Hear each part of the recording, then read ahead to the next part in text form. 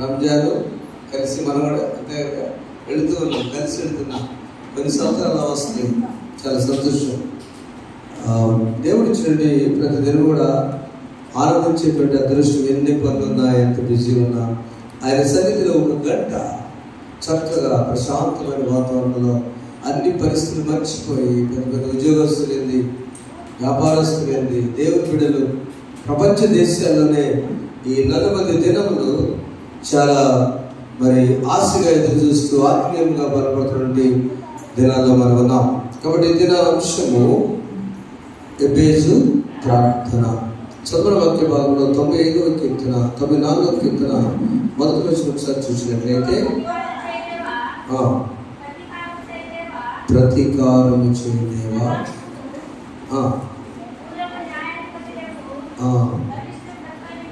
ప్రకాశించువాడు మార్చు. ప్రతీకారం చేయవాడా, ప్రతీకారం చేయదేవా, ప్రకాశింపుమో. ప్రార్థన. పరిశుద్ధ మీకు స్తోత్రాలు. శత్రులపై ప్రతీకారం చేయ సమర్థత గల రాజా, మాకు ఏ పైకి శత్రువులు, అనారోగ్యము, ఆర్థికము, ఏదో ఒక శత్రువులు వెంబడిస్తున్నప్పుడు నీ ప్రకాశమానమైన వెలుగు మా ప్రార్థనకు జవాబు దయచేసి ఫలిస్తుందని నమ్ముతున్నా. నాతో మాట్లాడండి.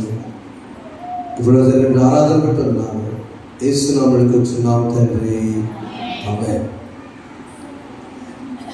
భక్తుడు తన యొక్క దైనందిన భక్తి జీవితంలో ఇదంతా కూడా నీతిమంతుల కష్టాలను పోగొట్టి వారికి నెమ్మది కలుగు చేయవాడు ఆయనని 13వ వచనం ఉంటుంది కదా. దీపాట్లో అదే కీర్తనలో భక్తులకు గుంట త్రవ్వడం వరకు నీతిమంతుల కష్టదేవులను పోగొట్టి వారికి నెమ్మది కలుగు చేయవాడు మన దేవుడు, ప్రకాశమానమైన దేవుడు. కాబట్టి ప్రియమైన వాళ్ళారా, ఈ రాత్రికాల సమయంలో దేవుడు మనకి ఇచ్చినటువంటి ఒక అవకాశము ఎబేజు ప్రార్థన. మన ప్రార్థన దేవుడు వినాలంటే ఆయన ప్రకాశమానమైన దేవుడు. Light reflection.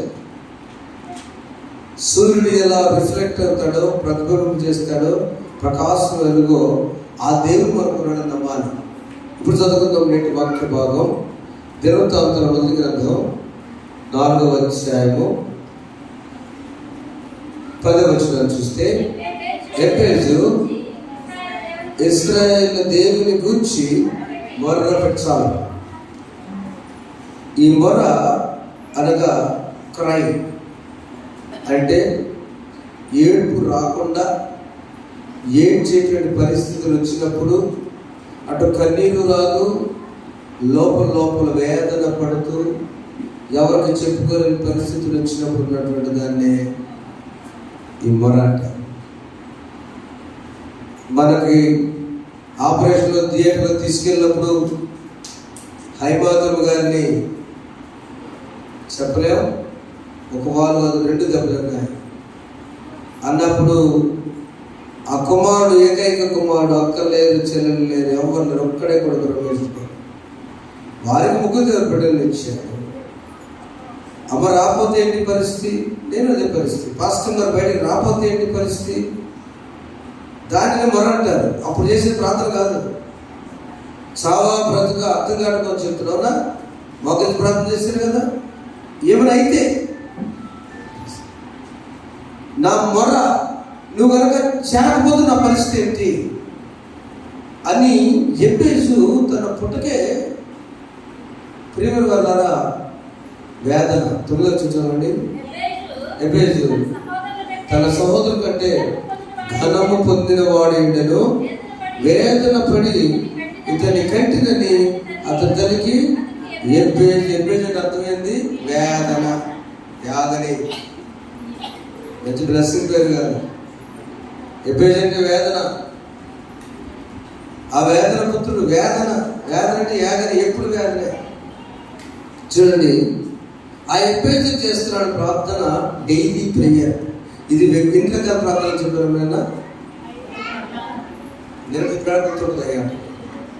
నిన్నే చెప్పి ఇంట్లో ప్రార్థనలు 7 రకాల ప్రార్థనలు ఉన్నాయి. 7 రకాల ప్రార్థనలో ఈ ఎబ్బేజు చేసిన ప్రార్థన వ్యక్తిగత ప్రార్థన, individual prayer. Number 2 daily prayer, ప్రతిరోజు చేసే ప్రార్థన. అది ప్రతిరోజు చేసే ప్రార్థన. ఎబ్బేజు అనుదిన ప్రార్థన, పరలోక ప్రార్థన మనం ఎలా చేసుకుంటున్నామో ఎబ్బేజు అలా చేస్తున్నాడు. నా పుట్టక, నా జననము నా తల్లి చెప్పింది, వేదనలో పుట్టాను కాబట్టి వేదన పుత్రుడు. మా అమ్మగారు, నాన్న, మా తాతగారు నేను పుట్టినప్పుడు తెగ తిట్టాడంట. ఎందుకంటే మీ అమ్మాయి బ్రతకపోవచ్చు, మీరు లావు పడుతున్నాడు అన్నారంట. మొత్తాన్ని మా మేనత్ గారు ఇంజక్షన్ చేయించి పుట్టగానే నా మొహం తోటి వాళ్ళ అమ్మాయి బ్రతుకు అంతే చూస్తారు ఎవరంతే. అది నాకు మంచి పేరు పెట్టాడు మా తాత, మోకిని బర్ణబాసాను. శరాబంది రాజు, వీడు చెరల నుంచి ఇచ్చాడు, వీడికి ఎప్పుడు చెరలేక అంత దీవించాడు నన్ను. చూడమ్మా దేవుని స్తోత్రం. అయితే చెరలో కూడా రాజు అని చెప్పాడు కాదు. అప్పొసప్పు ఇప్పుడు బండి నడుస్తూనే ఉంటుందిగా, గట్టి చెప్పబట్టండి. రాజుగారికి ఎన్ని సమస్యలు ఉన్నా బండి రాజుగానే ఉంటుంది. మీరు ఉన్నారు కదా, నాకేం తెలియదు. చెరలో నుంచి వచ్చాడు ఇతను. శరాబందిని రాజు గతంలో కథ చెప్తా. ఆ చెరలో ఉంటే కానీ ఎప్పుడు రాజే. ఈయన కూడా అదే పరిస్థితి, వేదన పుత్రుడు. అందుకనే ఆ తల్లి, నాయన నువ్వు అందరి సహోదరు కంటే వేదనైనా కూడా నువ్వు గరుడవే.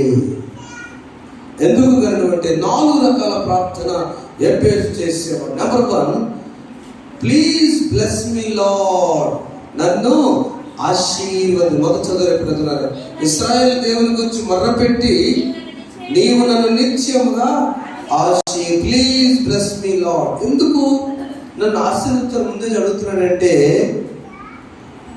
ఈ 6వ రోజున, ఈరోజు 6వ రోజుమా, 6వ రోజున ప్రాముఖ్యత, మానవుని దేవుడు 6వ రోజు చేశాడు.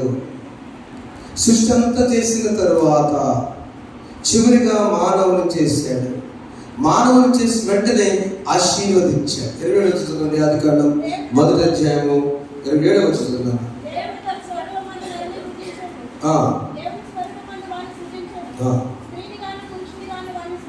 చూడండి, చాలా ఇంపార్టెంట్. స్త్రీని గాను పురుషుని గాను వారిని సృజించాను, దేవుడు వారిని ఆశీర్వదించాడు. ఇక్కడ చాలా మీరు చాలా బైబిల్ తెలుసుకున్నాడు, ఇట్టంటే తీసేస్తారు. వారిని ఆశీర్వదించినప్పుడు ఆమె పుట్టిందా?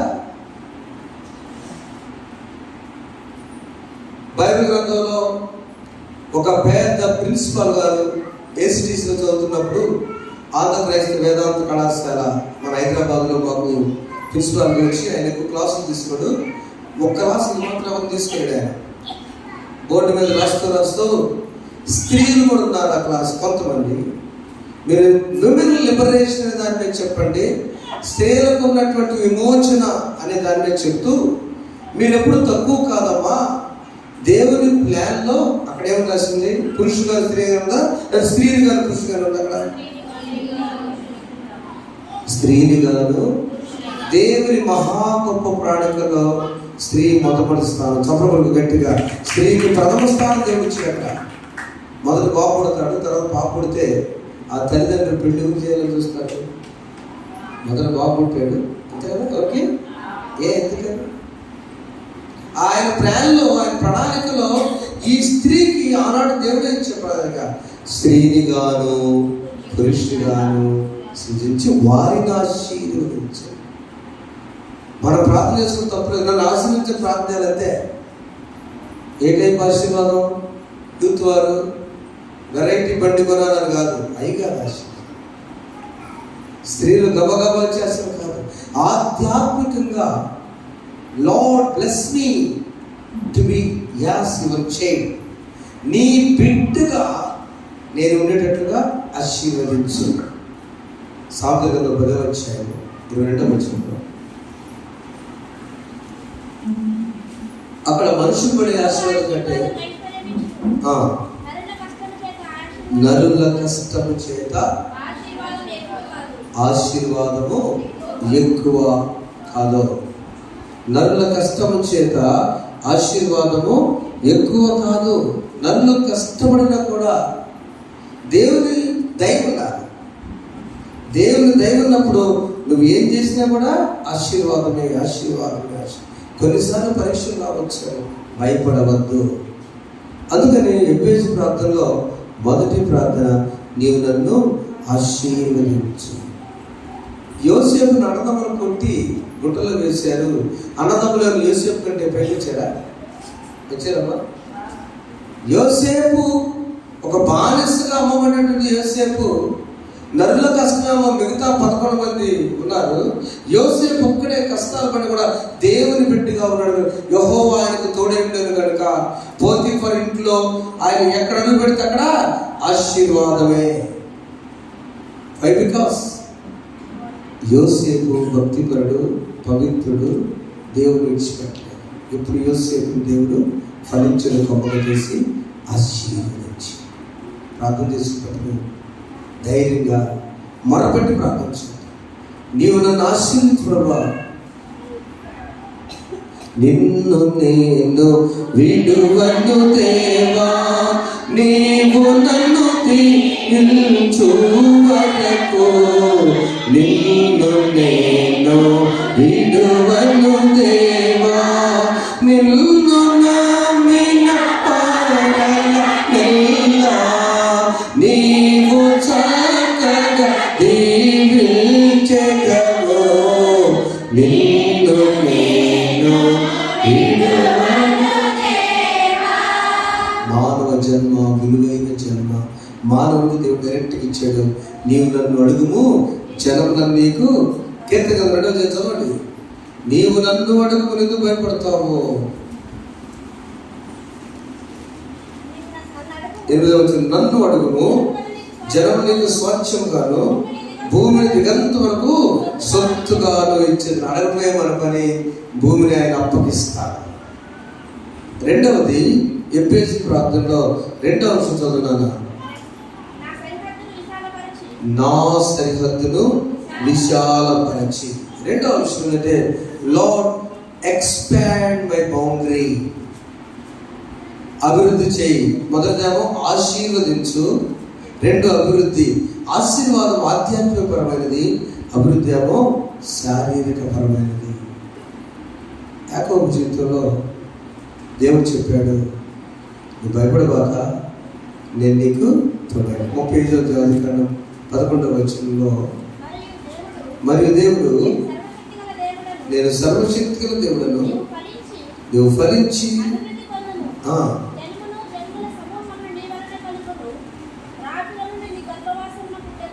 అంతే. ఇంతమంది గోత్రాల్లో మనం రూబేను దేవా, షిమ్యోను దేవా చెప్పుకున్నావా? ఇశ్రాయేలు దేవా. అబ్రహాము తరంలో చాలా మంది ఉన్నారు కదా. ఎందుకంటే యాకోబుగా ఉన్నప్పుడు ఆయన జీవితం వేరు, ఇశ్రాయేలుగా మారిన తర్వాత తన జీవితం వేరు. గమనించిన ప్రియమైన వారారా, ఏదో చేసి పైకొద్దాం అనేది యాకోబు జీవితం. అవునండి. ఇస్సాకు ఇద్దరు కవలపిల్లలు పెడితే ఏసేవకి రోమం ఎక్కువ ఉంటుంది, ఎటుకులు ఎక్కువ ఉంటే యాకోబు మామూలు ఉంటాడు. జ్యేష్ఠత్వం కోసం అన్నయ్యని బ్లాక్మెయిల్ చేసాడు కదా. ఏమడిగాడు? చిక్కుడుకాయ కూర, అంతేనా? చిక్కుడుకాయ కూర పెట్టి అన్నయ్య కూర పెడితే అరే జ్యేష్ఠత్వం నాకు ఆకలి, ఈయన కూడా జ్యేష్ఠత్వాన్ని కూర కోసం అనుకున్నాడు కదా. ఆయన విలువ తెలియదు, ఆశీర్వాదం విలువ తెలియదు, తండ్రి యొక్క దీవెన తెలియదు. తెలియక కూర కమ్మడం పోయాడు ఆయన. ఏం పైకి వచ్చాడు యాకోబు? కష్టాలే. పెళ్లి విషయంలో ఏం పైకి వచ్చాడు? రాయలు అందం ఉంటుందంటే రాయలు ప్రేమించాడు. నాన్న మా కూతుర్ని వాళ్ళ మామ ఇచ్చాడా? లేయ చేశాడు ఒక దేవత. మళ్ళీ 7 ఏళ్ళు. కానీ పట్టుదల వదలడు. పట్టుబడితే మాత్రం వదిలిపెట్టు. అందుకని దేవుడు పిలిచి, ఇక నుంచి నువ్వు యాకోబు కాదు, ఇశ్రాయేలువి. ఇశ్రాయేలు అయిన తర్వాత దేవుడు ఏం చేశాడంటే ఎక్స్పాండ్ చేశాడు, అభివృద్ధి చేశాడు. ఈరోజు నా ఇశ్రాయేలు గోత్రాలు ఎన్ని గోత్రములు? 12 గోత్రములు కూడా యాకోబు వంశంలో. చప్పట్లు కూడా ఒకసారి. పట్టుదలతో ప్రార్థన చేసి అడిగినప్పుడు అభివృద్ధి చేయవాడు ఆయనే. ఎక్స్పాండ్. స్టడీస్, చదువులో ఉన్నారా? నాకెందుకు అంకులు, నాకెందుకు ఫస్ట్ గారండి, చదువులు ఏం చేస్తున్నారు? ఇది బయటికి అట్లా ఆ పిచ్చి మాట మాట్లాడాలి. చదువుకుంటే చదువుకోవాలి, కిల్లి కొట్టు పెట్టుకోవాలి అవసరం. చదువుకున్న తర్వాత చదువుకో మంచి గురుడిగా, చదువుకుని దేవాలయం చక్కగా చేయి, మంచి గురుడిగా నింపర్లా, ఉద్యోగాలు చేయలేము కదా అక్కడ. నీ చదువు ఒక నిజంగా కష్టపడి రావా, దేవుడు చెప్తారు. వ్యాపారమా స్టార్ట్ చేసి ఆపద మధ్యలో వెళ్ళిపో. సహోదరి అయ్యా అమలు పాటలేదు అని చెప్పి నాగా కాదు లాగించే మన దేవుడు తెలుస్తాడు. మార్కెట్గా వెళ్ళి దూచుకుని వెళ్ళిపో. ఉద్యోగ ప్రయత్నమా చేయి, ఏం పర్లేదు. వ్యవసాయమా ఆపద వెళ్ళిపో. ఎక్స్పాండ్ అండ్ ఎక్స్టెండ్, అభివృద్ధి చేయి, వ్యాపక చేయి, విస్తరింప చేయి. డల్గా ఉండి దేవుని బిడ్డ ఎక్కడ కూడా డల్గా ఉండకూడదు. ప్రభువు ఉన్నాడు మనతో. అందుకని ఆయన ఎబ్బేసు మొదట ఆశీర్వాదం కోసం ప్రార్థన చేశాడు. రెండవది ఏం చేశాడంటే అయ్యా నన్ను అభివృద్ధి చేయమని ప్రార్థన చేశాడు. సరిగా తెలిసారు అంటే అభివృద్ధి. మూడవది ఈ రెండు కాబట్టి నువ్వు నాకు తోడుగా ఉండని ప్రార్థన చేశాను. తోడుగా ఉండి help me lord. Number 1 please bless me lord. Number 2 please develop me lord. Number 3 please help me lord. నాకు సహాయం చేయి. చూడండి ఒకసారి, ఈ తోడు అనేటువంటిది మానవుని జీవితంలో భార్యకు భర్తని, భర్తకు భార్యని దేవుడు తోడించాడు. వాడు తప్ప ఈ లోకంలో ఎవ్వరు కొడుకులైనా కూతురులైనా లాస్ట్. దేవుడిచ్చినటువంటి 2వ అధ్యాయం ఆదికాండం 18వ వచనంలో, మరియు దేవుడైన యెహోవా నరుడు ఒంటరిగా ఉండుట మంచిది కాదని వారికి సూటబుల్ మ్యాచింగ్ ఇచ్చాడు దేవుడు. సాటి అయిన సహాయం తోడంటే ఆ స్త్రీ సాటి అయిన సహాయం, సూటబుల్ మ్యాచింగ్. పెళ్ళం జీవితంగా మ్యారేజ్ ఇస్ మ్యాచింగ్. జాకెట్ ఒకసారి కుట్టించుకున్నాక చెట్టు మాక కొట్టుకెళ్ళి నీ కూడా నువ్వు తీసుకున్నాడా? అర్థమవుతుంది మీ అందరికీ. పెళ్ళైన తర్వాత నువ్వు పొద్దున్నే నీ మొహం నా చూసుకోకమా ఆయన అనుకో, నువ్వు చూసేది నీ మొహం నేను చూడండి పెడింది అనుకోవా. అంత అందం కూడా అప్పుడు అసలు ఎవరు చూడాలి, ఎవరి మొహం వేరే మొహం చూసి ఉండగలవా? కష్టమైన, బాధ అయిన, శ్రమ అయినా సాటి అయిన సపోర్ట్ ఇష్టంగా కొట్టండి, ఇష్టంగా కొట్టండి. మనస్ఫూర్తి మీరు కొట్టపాలండి. మీరు కొట్టరు, ఆయన అసలు కొట్టడు. దేవుడిచ్చిన సాటి అయిన సహాయం. నా సోదరు గారికి వాళ్ళతో చెప్పుకుంటా నేను పాస్టర్ నాకు చెప్పాలి ఉండాలి, పాస్టర్ అంటే నాకు ఇష్టం లేదు. ఎందుకంటే చిన్నప్పటి నుంచి అన్నయ్య నాన్నగారు చెప్పని పెళ్లి పెట్టేసి ఏదంటే చేసుకుంటున్నాను. పెళ్లిలో బాబా అన్నయ్య ఎట్టేళ్ళాలంటే ఏం చేయాలి చెప్పండి. అమ్మగారు చూస్తే వందాలన్న ఏం చేయాలి నా పరిస్థితి. సాటి అయిన సహాయం చేసినప్పుడు పెళ్లి పక్కన పెడితే పెళ్లి కుమారుడు, పెళ్లి కుమార్తె, కుమారుడు కుమార్తె దేవుని పెట్టారు. చప్పట్లు గట్టిగా. కుమారుడు దేవునికి కొడుకుని కూతురు అన్నదమ్ములయ్యా. ఎదురు అక్క చెల్లెలు అన్న చెల్లెళ్ళు నా బిడ్డలు మీరు ముందు అది తోడు. ఆ తోడు కోసం ఎప్పేసి ఏం చేశాయంటే ఈ రెండే కాకుండా దైవ సహాయం కోసం ప్రార్థన చేసి యెషయా 41వ అధ్యాయం 10వ వచనంలో అదే యాకోబుతో దేవుడు మాట్లాడుతున్న మాట ఏంటంటే,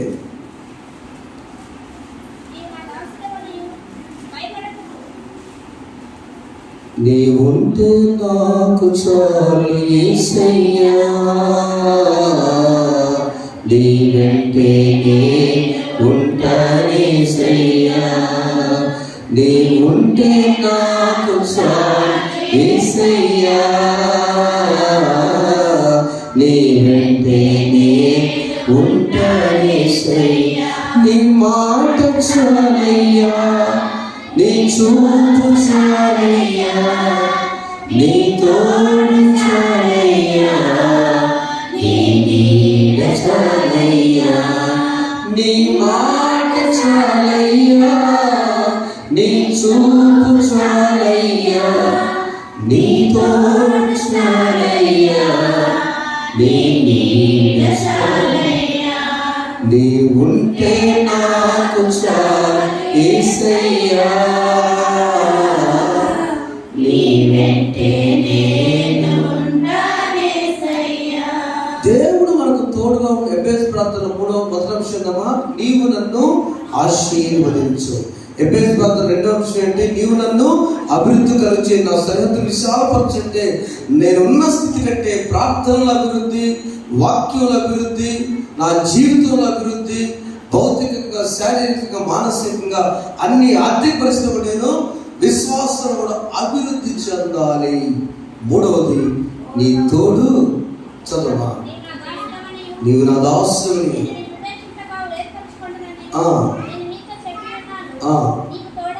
నీకు తోడై ఉన్నాను, భయపడకము, నేను నీ దేవుడినై ఉన్నాను, దిగులు పడకము, నేను నిన్ను బలపడుతును, నీకు సహాయం చేయవాడు నేనే, నీకు నా దక్షిణాస్తంతో. చాలండి, ఈ వాక్యం దేవుడు వేసుకుంది. ఎబేజు ప్రార్థన ప్రతిరోజు చేసుకునే సోదరులారా, యాకోబును బలపరిచిన దేవుడు ఇశ్రాయేలుగా మార్చుకున్న తర్వాత, నా సేవకులు ఇశ్రాయేలు, నేను ఏర్పరచుకున్న యాకోబు, నా స్నేహితుడు అబ్రాహాము సంతానమా, ఇందులో వచ్చిన ఇన్ని చెప్తున్నాడు అక్కడ. నా స్నేహితుడి కొడుక, ఒక ఇశ్రాయేలు అనుకున్నావా, యాకోబువా, ఏ పరిస్థితి నేను మాత్రం తోడై ఉంటా. ఎప్పుడు ఎప్పుడు నీవు నాకు ఎప్పుడమ్మా నీవు నాకు మొరపెట్టాలంటే భోజనం చేసే ప్రార్థన కాదు, ప్రార్థన కాదు, నువ్వు వ్యక్తిగతంగా ఈ లోపల నీవు నన్ను అది తోడే వస్తే నడుస్తుంటే నా నీడ ప్రార్థన వస్తుంది. వెలుగునప్పుడు నీడ వస్తుంది, చీకటిలో నీడ ఉండదు. మన జీవితాలు ద్వారా దేవుని బిడ్డలుగా వెలిగించబడినప్పుడు ఆ వెలుగులో మనం వెనకే అందులో తెలియడానికి వెళ్తున్నా, నీ కుడి ప్రక్క నీకు నీడగా ఉండను.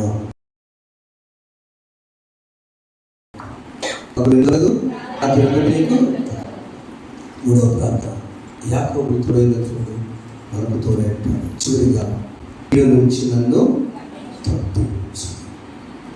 ఈ 4వ ప్రార్థన ప్రతి కుటుంబంలో చేసినప్పుడు ఆ ప్రార్థన అతడు మనం చేసింది, కానీ అతనికి దయచేసాను. కీడు అంటే మనకు ఊహించకుండా కొన్ని కీడులు వస్తాయి. కీడు అనగా ఎవరైనా ఎదురొస్తే వచ్చే కీడు కాదు. అయ్యో వాడు ఏం ఎదురొచ్చిందే అనుకోబాకండి, నువ్వు ఎదురొస్తే చాలా మంది దరిద్రం. దేవుడు అనుకోకూడదు. నేను బండి వేసుకుని వస్తుంటే సహోదరులు అనుకుంటాను, నీకంటే నన్ను ఇప్పుడు ప్రేమించుడు ఉంటారా? ఒంటరి ఉన్నటువంటి ఆంటీలు, ఒంటరి ఉన్న సోదరులు సలహా ఎదురైతే చప్పటి ఒకసారి వాడు మనస్ఫూర్తిగా తీపిస్తాడు. తయారైతే ఇంకేసుకుంటున్నాడు, చెట్టుకోడు కొట్టాడు.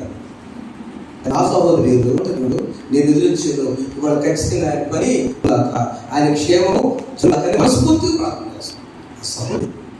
అది కాదు కీడు. ఏ కీడంటే ఇది తాను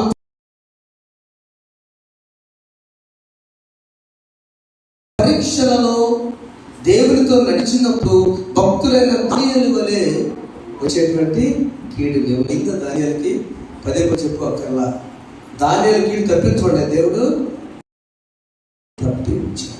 ఒకవేళ నువ్వు 40 దినాల ప్రయాణం చేస్తూ ఉన్నప్పుడు యవనస్తులుగా నీకు ఏదైనా ఆటంకాలు వచ్చినా, ఒక సహోదరిగా ప్రార్థనలు నాకు ఎందుకు ఇలా ఉన్నాయనుకున్నా, ఈ సమయంలో అనాథ పరిస్థితి అనుకున్నా, ఈ పరిస్థితిలో ఆర్థిక పరిస్థితి అనుకున్నా కూడా మన ప్రార్థనలో కనుక పరలోకం ఉన్న ప్రార్థన చేసినప్పుడు దృష్టిని ఆలోచనతో ఏ కీడు తీసుకుంటాక ప్రార్థన, కీడు నుంచి మమ్మలను తప్పించు అని ఎప్పుడైతే చేసిన కీడు వల్ల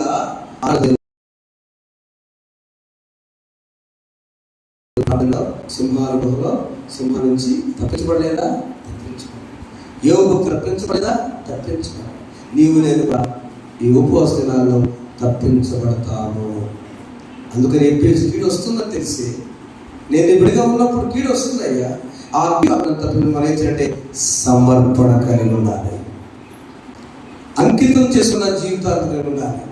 ఇంకా ఇంగ్లీష్ అంటే we should surrender our self. Surrender అవ్వడం అంటే అరెస్ట్ వారికి వచ్చినాక మీరెవరు నా స్పీకర్ కదండి, నా సెల్ ఫోన్ నన్ను ఇచ్చేస్తున్నాను, సరెండర్ అయిపోయారు. సరెండర్, అది సరెండర్ అంటే యాక్చువల్గా దేవుని చేతుల్లో. మరి ఎప్పుడైతే సరెండర్ 2 చేతులు ఇది నా వల్ల కాదుగా, ఈ కుటుంబ భారము, ఈ విషయము, మా జీవితము, నేను ఇక అయిపోయి నా పరిస్థితి ఉన్నప్పుడు నేను surrender.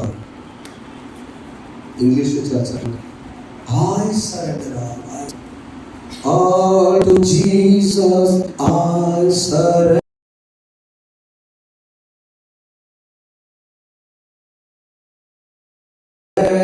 all my blessed Thee. I surrender all. I surrender all to Thee, my blessed Savior. I surrender all.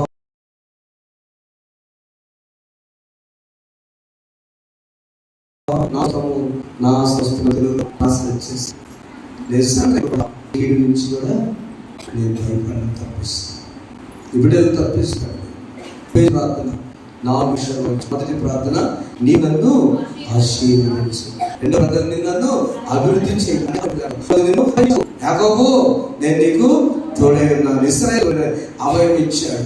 4వ ప్రార్థన, కీడు నుంచి ఆపద నుంచి నన్ను తప్పించే. మన కుటుంబాలు దేవునికి అంకితమైనప్పుడు.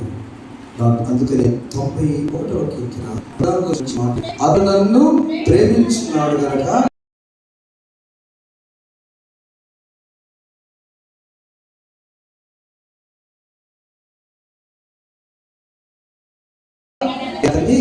ఎవరి అతను? అతడు అనే వ్యక్తి ఒక భక్తుడు. మహోన్నత చాటు మొదలు వచ్చి దానికి లింక్ వస్తున్నాను. మహోన్నత చాటు నివసించేవాడే సర్వశక్తి నీడను, అంటే మహోన్నత దేవుని నీడలో కష్టమైన బాధను ఆయన వదిలిపెట్టకుండా ఎవరైతే నడుస్తారో వాళ్ళు. ఇంకో మాట చెప్తారు, మన టైం లేదు. రాజుగా ఆయన చూడాలంట మనం. సార్ వినండి, దేవుని నమ్మకం లేదు, సిలువపై నిలబడతారు యేసయ్య కాదు. అయ్యకి 144 కీర్తన 2వ వచనం చెప్తుంది. అక్కడ ఆయన అంటున్నాడు, నా కోట, నా ఆశ్రయము, సమస్తము. చదువు. నా కోట, నా దుర్గము, నన్ను అందుకమా, ఆయన నాకు కృపానిధి, నా కోట, నా దుర్గం.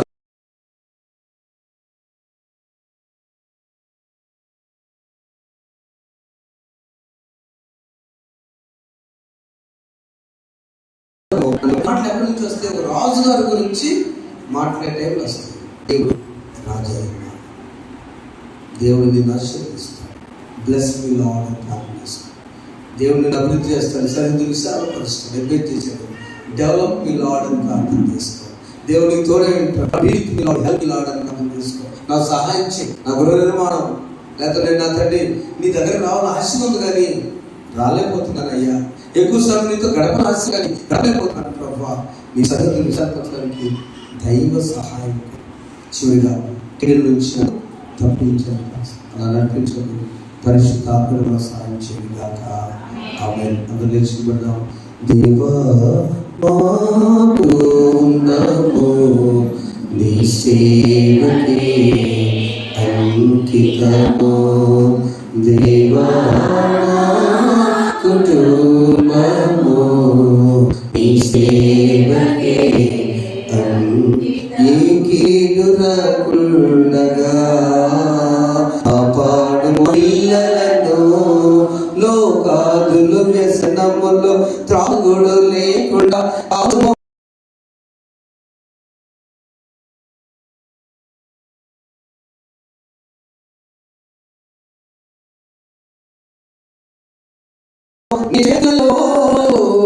ఉల్లేవ మొక్కలు ద్రాక్ష తీగలను పోలి సంబరలతో కలకాలం జీవ గుర్తించుని దేవా మారు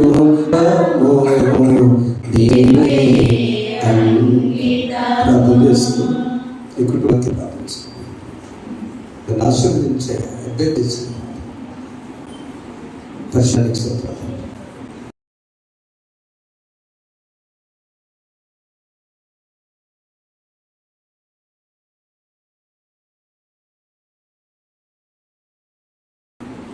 నేను ఏది ఆసక్తితో ప్రార్థన చేశాను, నేను ఏ పేరు మొరపెట్టాడు కాదు, వ్యక్తిగతంగా ఆశీర్వదించేది నీవే, అభివృద్ధి చేసేవాడు నీవే, తోడుగా ఉండి సహాయం చేసేవాడు నీవే, కీడు నుంచి తప్పించేవాడు నీవే. నీ దగ్గరకు వచ్చి నీ తోటలో మేము ఉండేవారికి వచ్చాను. ఇదే మా ప్రభు, నేను చేసుకోవాలి 4 సంవత్సరాలు 5 సంవత్సరాలు ప్రవేశించుకుంటూ ఏర్పడి పలహారం ఆశీర్వదించు. రాజ్యలక్ష్మి గారిని తండ్రి, విజయ కుమార్ జ్ఞాపకం చేసుకుంటారు, ప్రవీణ్ గారిని బట్టి రాజేశ్వరి పెట్టారు, మనం సంతాన జ్ఞాపకం తోబుట్టుకుంటూ మనం నిర్మించాలి. అలాగే నా తండ్రి, మా బిడ్డలు ఏది అడుగుతున్నారో మీ దగ్గర మా ఏ విషయాలు అడుగుతున్నారో మీరు ఒకసారి జ్ఞాపకం చేసి మా ప్రార్థన జవాబు ఇచ్చి మన ఆలకించండి. నీ స్థితిలో మా ప్రభు బిడ్డలు ప్రతిదినము ఎంపేసి ప్రార్థన చేసుకునే వారికి వచ్చి బిడ్డ స్టడీస్లో మీకు మంచి రాయటం కూడా దయచి ఏసుకి వచ్చున్నాం తండ్రి. ఆమె పరలోకమందున్న మా తండ్రి, మీ నామం పరిశుద్ధపరచుకునగా, మీ రాజ్యం వచ్చుగా, మీ చిత్తము పరలోకమందు నెరవేర్చినట్లు భూమి మాకు దయచి. ఆయన ప్రార్థన చేస్తున్నా మేము క్షమించినప్పుడు మా ప్రార్థన క్షమించు. సదృష్టము తప్పించు, రాజ్యము శివమై నిరంతరం నీవే ఉన్నవి. ఆమె మన తండ్రి దేవుని ప్రేమ, ప్రభువైన యేసుక్రీస్తు వారి కృప, పరిశుద్ధాత్మ దేవుని సహవాసం ఇతరులకు సుధాకలు మీకు మీ కుటుంబంతో వెళ్ళి మీ కుటుంబాలు శ్రేష్టమైన ప్రార్థన జీవితంగా ఎంపేజీ ప్రార్థన ఫలములతో వర్ధిల్ల చేయుగాక. ఆమేన్. రాజులు రాజైనాయి మనవితుని పూజ సేవకు రండి, ఈ జయశాలి కన్యా మనకింకా రాజపులేరని, రాజులు రాజైనాయి మనవితుని పూజ సేవకు రండి.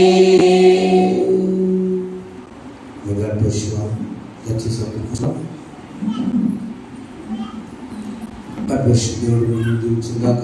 రేపు జరిగేటువంటి ప్రార్థన